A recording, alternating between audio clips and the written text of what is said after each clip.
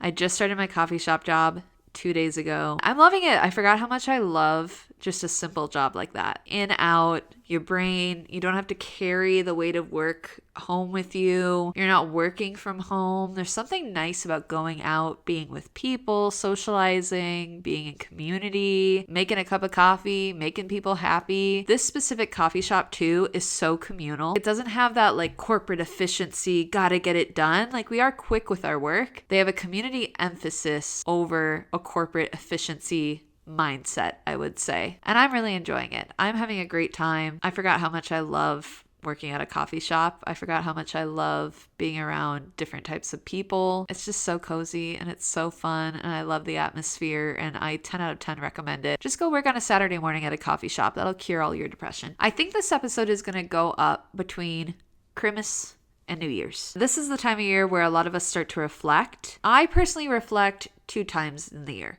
I reflect for New Year's with everybody else, and then my birthday is the end of June. So every 6 months, I have a little bit of like existential dread, and then I get over it, and it's okay. But I always have to like hit that hurdle, and I think I'm not the only one in that hurdle, especially this year. America's kind of figuring herself out. She's a little financially in the hole. I think that it's just a perfect year to slow down, to be self-reflective, to not be anxious, to take the pressure off. And let's talk about realistic ways to reflect on 2025 and how we're going to go into 2026 and make it personally successful, but also very peaceful in nature. Every single year, since I was like 20 years old, I've created a vision board. And some years the vision board is more specific, some years it's more general, and oftentimes the vision board is created around a word. If I really feel like a word keeps coming up in conversation or it might become a theme in my life, then I usually create the vision board around it. For 2025, I had the idea that it's probably going to be kind of a special and unique year for me personally. Maybe many of you relate to that. Maybe this year you had a big life event happen, or you moved somewhere, or you started a new dream job. You had an idea of how it might look, but you didn't know in totality really what to expect. So when it came to reflecting on the previous year and be excited for this year, you didn't have a fully concrete idea. Arguably, I would also say sometimes not being bound to a concrete plan does make you more adaptable and sometimes makes the experience of the year easier, because even in years where I really felt like I knew where I was going and then I kind of went that direction, there was always like a curve in the road or a hurdle to overcome. Being a little adaptable, a little flexible is always a benefit. We'll just start with that as my first piece of advice. When you are creating a vision for the year or goals for the year, always leave a little room for error and a little room for adaptability. This year, I didn't have a specific word that I revolved everything around. In fact, my word for the year didn't come until the fall. I feel like the first 7 months of 2025, I just spent it finding regularity. The last 5 months have been more about getting into a rhythm. Now that did get shaken up a little bit when I drove home. Honestly, now being back home, the rhythm kind of came to me pretty quickly. As I mentioned in the last episode, it's a little slower rhythm, a little slower pace in Minnesota, so it makes it a little bit easier to get a process and create a schedule for your day. The word that came to me during the autumn time was a word that came out of the Bible. Now, I'm going to talk a lot about my specific experience this year, things I learned, kind of have an honest self-reflection time. My worldview is a Christian worldview. There will be Bible verses, there will be specific experiences to me. I want you to take this and figure out how it can apply to you, and I'll round out this podcast at the end in a very generic way with some reflection questions. So just because you're not a Christian or just because you're not like a faith-filled person doesn't mean that you won't be able to relate to this, but I'm just going to talk about my story a little bit. A word that kept coming up when I was reading the Bible, specifically the Old Testament, is the word rend. To rend something is to basically like tear it away, to tear it off, to throw it off of you. It's kind of a violent word. A lot of times it would be used in something called Shiva, which is like a week-long mourning period for immediate family members. It has Hebrew roots, and basically what that was for them was tearing away of clothes. Very emotional, very painful. And I'd seen it before Like there's verses that are like, render your heart to the Lord. And it's like, I don't know what that means, but I just always thought it meant like turn. When I learned the definition is more of a surgical rendering of the heart, a surgical deconstruction of things. It brought a deeper meaning to not only my life, but just to the way that I view hardship and the way that I view feeling behind, feeling slowed down, feeling held back. Sometimes those things that we view as punishments or almost this like karmic nature of like, oh, I must have done something bad because I'm experiencing something that doesn't feel good. It really flipped those ideas on their head this year and really changed the way that I view pivoting, as I talked about last week, and like restructuring of my life, of my heart, of my viewpoints. In Joel 2:13 it says, rend your heart and not your garments. Return to the Lord your God, for he is gracious and compassionate, slow to anger and abounding in love, and he relents from sending calamity. Moving away from everything I grew up in, I feel like LA was the first time that I fully was removed from everyone and everything that I grew up in. I've had different periods of like deeper questioning of my worldview, what I want out of life, of what I want out of marriage and out of parenting and just the whole experience. But I feel like when you're taken out of everything you know and you're plopped into something that's incredibly different, it's a lot more, one, isolating, but two, very direct and emphasized how much your worldview is specific to you. Some people might experience this too if you've ever, I'm going to throw out a trendy word, deconstructed from faith or reconstructed in faith. It's not something that is fun. And when it's done correctly, it's not something that's petty, hateful, and gossipy and dramatic. It's actually something that can be really painful. It's something that can be really confusing. But I always find that when I am questioning something, I look at what I believe and how I acquired that belief. Whether we know it or not, a lot of us are a lot more biased than we think we are. And we all have moral beliefs, lifestyle beliefs, kindness beliefs, respect beliefs. We all have a way of living that we think is correct. And it's based off of either things that we loved, that we acquired, or hated that we tried to avoid. What I have found is when I pursue what is true or what is righteous, 10 times out of 10 for me, it's ended in Christianity and the moral ideas that God created. But I think it's really important to start anything from a base where you don't assume what you already believe is the right way to do things. I think something I want to really touch on is if you are in a belief system, a religious affiliation, a familial situation where you can never question why things are the way that they are or how they came to be, if you can never inquire of, well, why do we do what we do? Why is this the best way to do it? Is this the most efficient? Is this the kindest? Is this the most generous? If you don't have the freedom to do that, it's probably actually a cult that you're in. That's kind of cult-like behavior, is like social pressure to get in line with what everybody else is thinking. And for me, my experience with God has always been, let's just figure out what truth is. And 10 times out of 10, it lines up with the word of God. But I don't start by being like, if I believe Christianity is true, then how did I get to this answer? I go, what is truth about this? What is good about this? And then I pursue that. And I look at different angles and I look at different world viewpoints and I come to the conclusion of what is the best option. If you're in a place where you're like, oh, that sounds really interesting, I'd like to figure out how I got to the worldview that I have or the beliefs that I have. Some questions that I asked this year or were asked of me. My friend Elizabeth asked me this in March and I'm still kind of grappling with it, however many months later, 9 months later. Do you think people are inherently good or inherently bad? Because when I look at the viewpoint that I'm talking about, right, Christianity, we're taught like people are born with sin and then they need a savior to save them. And her viewpoint too, at the time, she said, I think people are inherently always going to choose the wrong thing. And so they need either like a government or a moral guardrail to hold them in and to make them choose the right option and reward them for the right option. But there's also a part of me as a Christian that's like, or are we good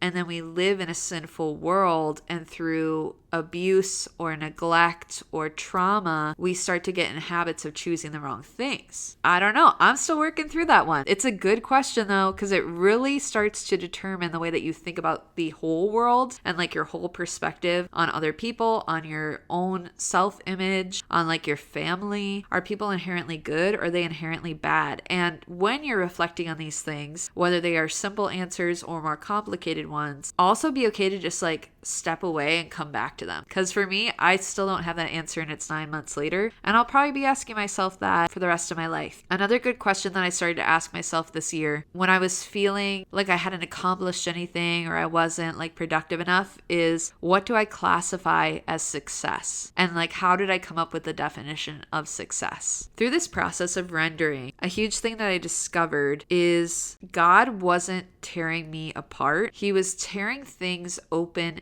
in me. So he was making a way actually for new mindsets, additions to what I believed about myself and the world around me. He took out and extracted things that were useless. So in doing this reflection and going through the painful process of feeling like my heart, my thought processes, my worldview, my moral standards, everything I've been raised in, it can be really easy to just feel like it's a lot of pain and then like what's the payoff. And the thing that I found was like, God wasn't tearing me apart. In this process, God wasn't coming to me and being like, you are wrong, you are evil, you are bad. Instead, what he was doing was he was tearing things open within me so that I could be available to like newer ways of thinking, broader ways of thinking. I'll get into that a little bit closer to the end of this, but he made a way for new mindsets, new additions to what I believed about myself and the world around me, extractions of legalism, immoral habits and ideas. So when you're going through this process of like deconstructing in anything, we use it a lot for like faith related conversation, but when you're deconstructing any way of thinking, the pain does have the reward, and the reward is that something new gets to come and take the place of the things that weren't necessary to begin with, or were truly just like wrong or immoral or evil or skewed in your way of thinking. And you get to replace it with things that are truthful perspectives that are outside of maybe a singular way of thinking that you grew up in. And so there is reward in that. A couple of things that I felt like the Lord kind of like rewired in my brain, my way of thinking, my viewpoint on them. One was provision. He reframed success and security in my life. So if you had asked me a year ago, how would you define provision? I would have said provision is financial. He provided a way for me to pay a bill. He provided a generous donation. He brought an extra work opportunity that brought in more income. All of my viewpoint on provision was based around money and based around finances. If you ask me now, I would say that there are social provisions, better ways to build community. I talk about this a lot more on like my short form social media videos. How do you build community? How do you network? How do you create a team? A huge thing I had to learn this year is how to be supported. I don't like receiving gifts. I don't like people paying for my coffee. I don't like asking for help. And what I discovered is that my refusal of generosity robs me of being unexpectedly blessed and kind of viewing my life as an opportunity for the Lord to bless me because he loves me. But it also robs other people of serving in the way that they feel led to serve. So when I say no to having people help me move, now I have this huge burden mentally and physically of moving all my stuff. And it also robs somebody else of being able to serve me. When I was driving across the country to California, I was going to do it by myself, and my dad came with me, and we ended up having a fantastic time on our road trip and our month in Phoenix. And on the way home, my friend Ani was able to like fly out, and we did it in 3 days. It's like 30 hours. It was very long travel days, but it really was a blessing to have that time with her as well. And I think if I had said no to that, I would have felt really overwhelmed by that travel and the mental load and the attention of staying awake and making all the decisions and having all the financial burden, but then also planning things out and making sure I'm safe as a woman. This also can play out for things that are simple, like somebody paying for your coffee or paying for a meal or taking you to the airport. Being supported and having social provision in that way, being invited to events, being thought of specifically for things is really beautiful, and it has nothing to do with finances. This also can branch out into things like resource provision. So this can be things like new different work opportunities. I got to work on a couple projects this year that I was really excited about. Yes, they did eventually bring income, but it was more about doing the project, adding that to my portfolio, meeting the people there. Again, social provision. It could be things like knowing the right people. Oh, I met this person who I was blessed to know socially, and then it brought me into this room that I never thought I'd be in. Just because one thing is happening right here doesn't mean in 5 months it won't happen down here, or like something cool will not happen in the future just because it hasn't happened right now. This can also go for things like learning new skills, becoming a part of a book club, becoming a part of a kickball league, a pottery class. You're learning a new skill, you're meeting new people. Those might even be things that you're paying to be involved in. The resource of having that skill set or knowing those people might play in your life later and be a benefit to you, whether it's just like friendship, whether it's work networking, whatever it may be. The biggest way that I've found provision, which I'm still not super comfortable with, frankly, but I'm trying to learn, and I want to just pause and really focus on this one for a second, is daily bread provision. So this is a concept from the Bible. It comes from a couple of different places, but the main one that most people would notably know about is Moses and the Israelites in the book of Exodus. Moses is leading a group of people through the desert. They came out of Egypt, they were in slavery, and they're heading towards a promised land. I think it took them like 40 years to eventually get there. Moses doesn't even get to see the promised land. He dies before they make it there. But the idea was that they were living in the wilderness, and out in the desert, you don't just have food, you don't just have water. And so every single day, manna, which was kind of like a wheat, a bread, would rain from the sky that they could collect. They could have just enough for that day, and they never lacked. But they never had an overabundance beyond that daily amount. And so the idea behind it is having just enough for today. Not for tomorrow, not for next week, just enough for today. It's having gratitude for things that we kind of deem necessities or simplicities in life, that when you are in a place where maybe you don't have as much access to them, or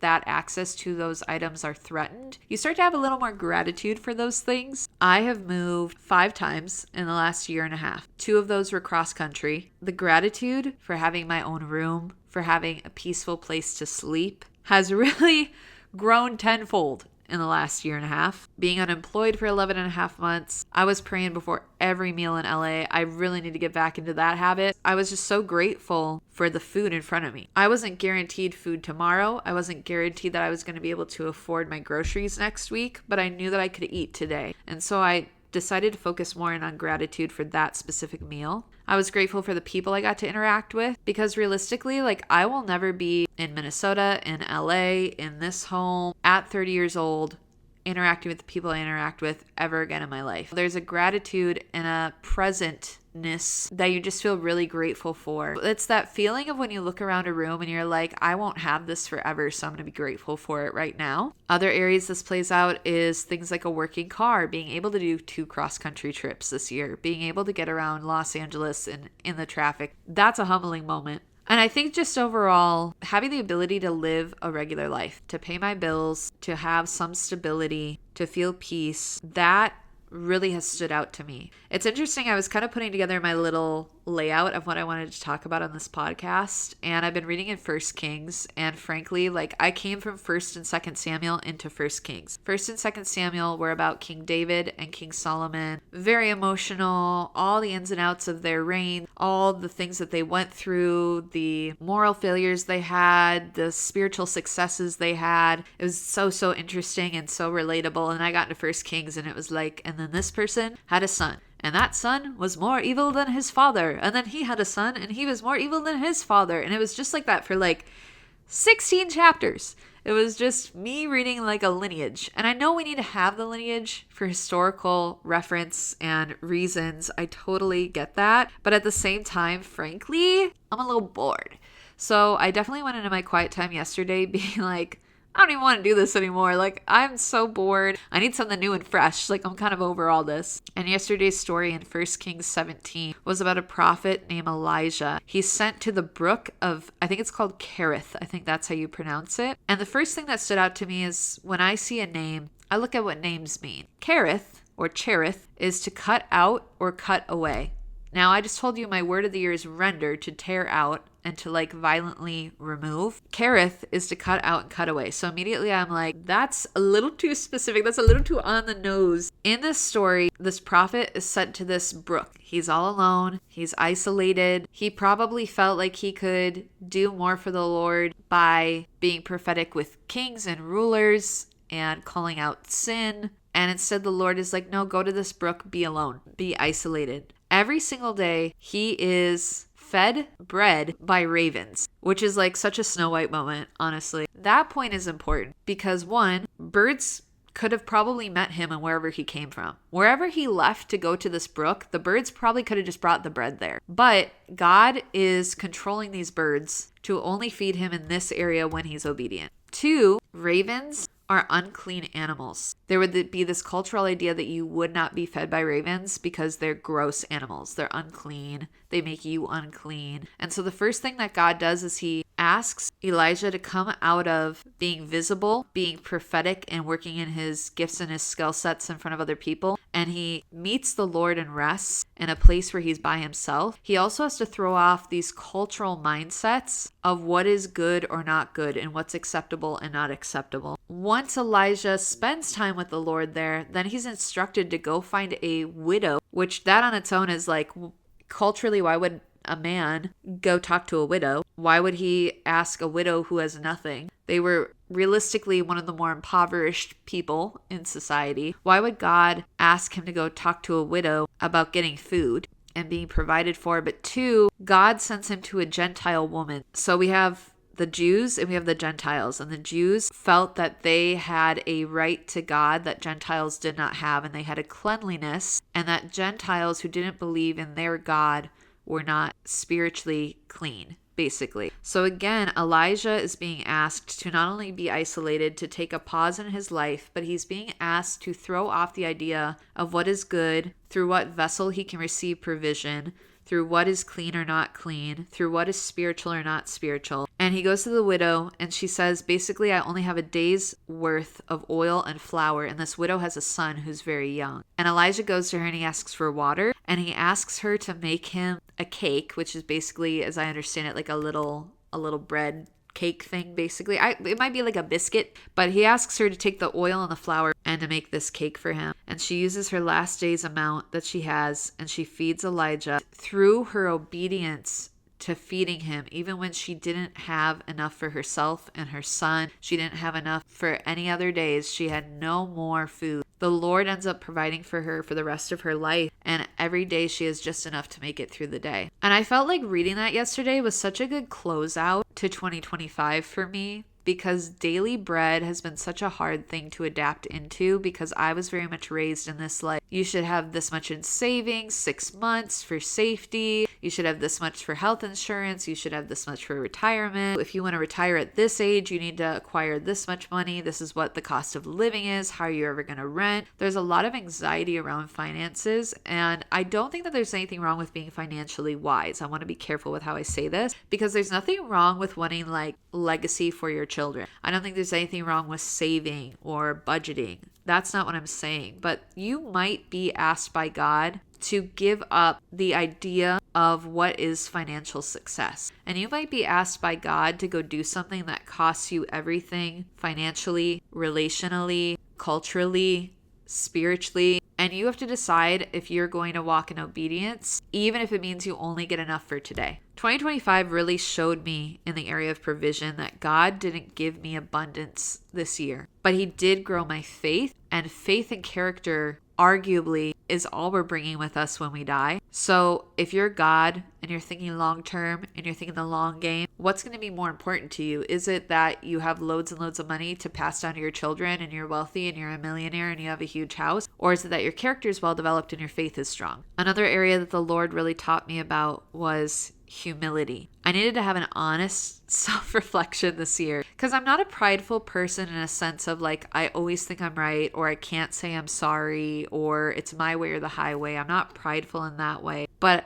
I definitely wasn't useful because I was so self-reliant. Everything that needed to be done, I found a way to do it. I didn't want to have help from other people. I didn't want that social provision. I didn't want that community around me. I wanted to do it because I wanted the credit. I wanted to be viewed as strong. I wanted to be viewed as smart. I wanted to be viewed as successful. And if I allowed other people or I allowed God to take the reins on that, then I couldn't take all the credit in the end and I couldn't receive all the reward. And I don't think that God was taking me down a few notches to be punished. I think he made me more adaptable, more flexible, and really more open to where I could be more useful and like beneficial on a bigger scale, not just for myself, not just for my goals. At the end of all of that, I needed to acknowledge pretty much daily my need for God. I think getting into that daily bread provision, that humility was really built because every single day I was like, I don't know what tomorrow brings, but I know today I'm provided for. And so I had to get out of this worldview of like, I can handle it. I've got it. It's all on my shoulders. And I needed to say, I need you. God, I need help.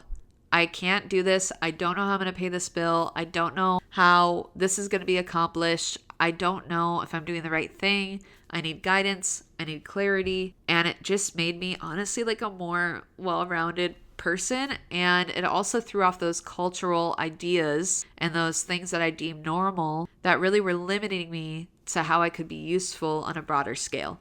A final way that I want to bring up that the Lord changed me and molded me a little bit this year was on identity and how I'm valuable. When I left to LA, which this is very ironic, I was very focused on my image, how people perceived me, if I was respected. And I actually left LA and came back to the Midwest in a way probably most people don't. I had a greater heart to serve. I was more quickly to obey even when things didn't make sense, or the next step was kind of like, that doesn't seem to be going anywhere. And I really care right now specifically about faithfulness and just like being faithful with my daily things I'm being asked to do over visibility. You may have noticed like I've taken a step back on social media, and I don't think social media is evil. I love social media and I think it's such a good tool, but I think we can become so self-focused because of tools like that if we're not careful. And I really feel like the Lord has asked me to be faithful even when it doesn't involve being visible to other people or using my talents or my skills, even when I'm the only one who's maybe like benefited by it. By rendering my heart and helping me reevaluate identity, I feel like I wasn't made smaller this year. I wasn't made to feel ashamed or to feel guilt. I don't think God was like pressing me down and making me just feel really, really small. I think what he was actually doing was opening my worldview to like, there's a lot more in this world than what you think and what you dream and just your path and your life.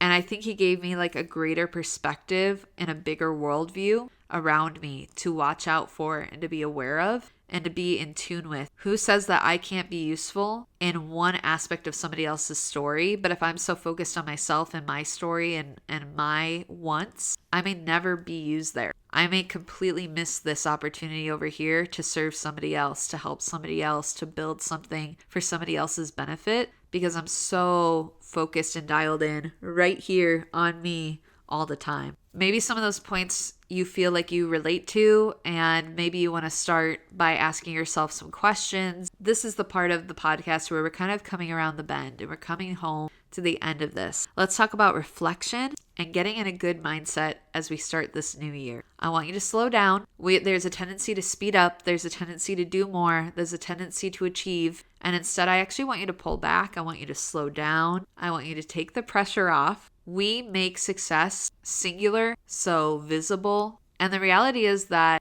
in my worldview, we are created by a very creative God who makes extraordinarily various options for us. And we don't have to stay in one path. If you went through all of 2025 on one path and you feel like, I want to pivot, but like I don't see how this is going to be beneficial, I would honestly just tell you to take the risk. Take the pivot, even if you don't see a reward at the end. Pivoting is not failure. I talked about this last week. And slowing down is not being held back. We got to throw off these ideas that like if I have to rest, I must be lazy. Or if I have to pivot, I must have missed the most important part of my purpose in life. Some of the most successful people in life didn't start what we know about them, like their life mission that we see them walking out now, till they were like 40 years old, and they completely pivoted everything that they did in order to accomplish that. Some of the most successful people, Adele, for example, she comes out here every couple years, she releases an album, we never hear from her again. She rests,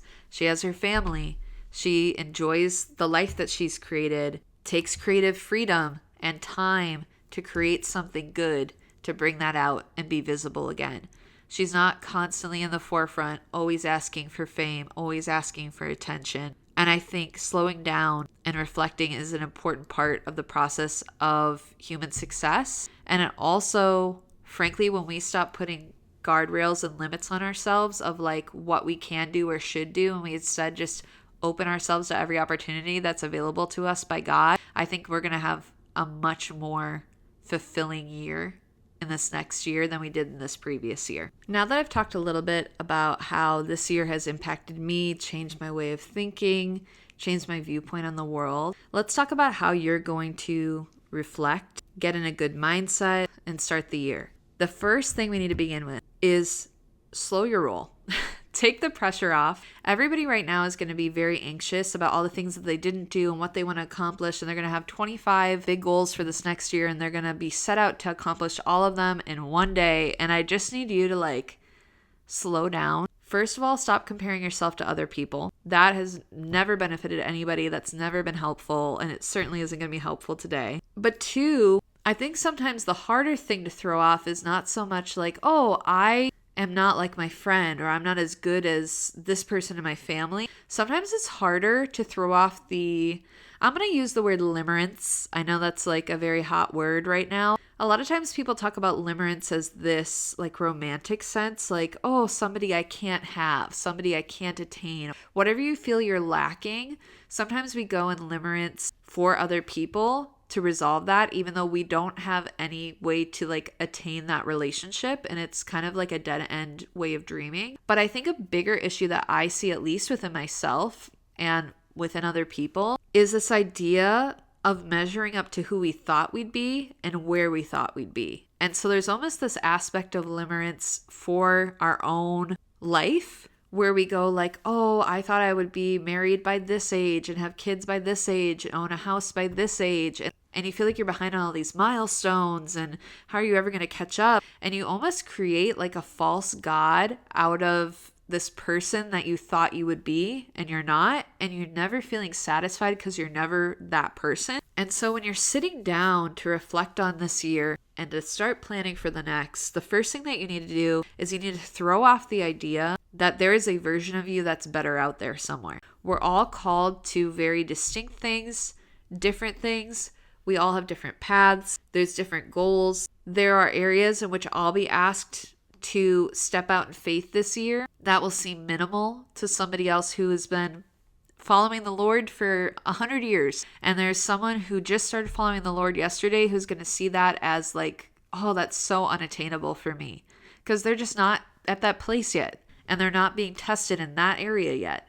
And so we have to stop looking around and looking at our perfect selves and like what we should be doing and who we could be. The other thing that we need to do is stop being afraid of pivoting. I talked about this in last week's episode. Pivoting isn't failure. Pivoting is just like adapting to what's really in front of you, to what you really have available, and to where you're supposed to be going. Sometimes we're walking in life and things are just like a singular path and it's really easy and it's just kind of the status quo. And sometimes I feel like in life I'm on this roller coaster, and the reality is like I'm so out of control in this roller coaster moment where it's like I don't have control, and I need to stop being afraid of pivoting, because that's all the turns in the roller coaster that bring me to where I need to be. A final thing is like slowing down and resting doesn't make you lazy. I guess I will say I have some karmic beliefs that I don't think are correct, and I don't really know where they came from, but it's this idea that like, well, if God isn't actively showing up for me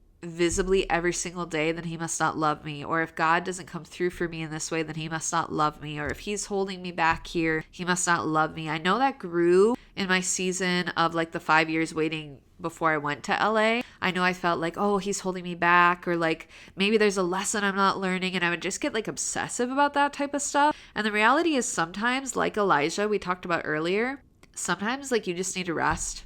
Sometimes you just need to slow down, enjoy not being overwhelmed with things to do or stuff that you need to accomplish, because there will be a season where you are back working like a hamster on a wheel. It happens to everybody. So take your time and like slow down. Don't try and rush yourself, especially in this season. Winter is just so hard, and I don't understand why we like do this whole like new year, new me type of thing for winter when it's like this is the most unmotivating season like I've ever experienced in my life. A couple questions to ask yourself as you are reflecting in this year that I think will put you in a more healthy mindset for the next year. How was your year big in unexpected ways? What were things that happened that were unexpected that you couldn't have even fathomed at the end of last year? What are things that you accomplished? Maybe it was a friendship or a romantic relationship that came into your life that you were like, a year ago, I wouldn't have even been open to marriage, and now I met this person and like maybe I want to be married. That's kind of going off of the don't limit yourself to what you can see, because you just never know what the year will bring. What are these big unexpected surprises? Was it a child? Was it a job promotion? Was it a new job? Having unexpected rest because you actually got laid off from a job? Like sometimes those things that we deem bad are not always bad. Sometimes they're just a pivot. How'd you grow in character this year? Like I said earlier, the only thing that we take with us when we die is our character and our faith. And so how did your character grow this year? What did you like more about yourself? What do you like about the person you're becoming? How did you serve other people? Serving other people keeps you just in a mindset outside of me, and it's so beneficial. What unexpected passion point did you uncover this year? What is something that you found that you really enjoy doing, whether it's just for yourself, whether it's something that you share with others? Sometimes people learn guitar just because they want to learn guitar, and sometimes they share it as a skill with the church, or they use it to create music that blesses other people and really like enriches their life. Sometimes they do it so that they can become a mentor and help other people learn to play guitar who are going to do amazing things. Sometimes you do things like, I just like creating my Halloween costume every year. I love being crafty. I like creating my costume. I like the artistic nature of it. So what is something that was uncovered this year that you're just like, wow, that was so unexpected?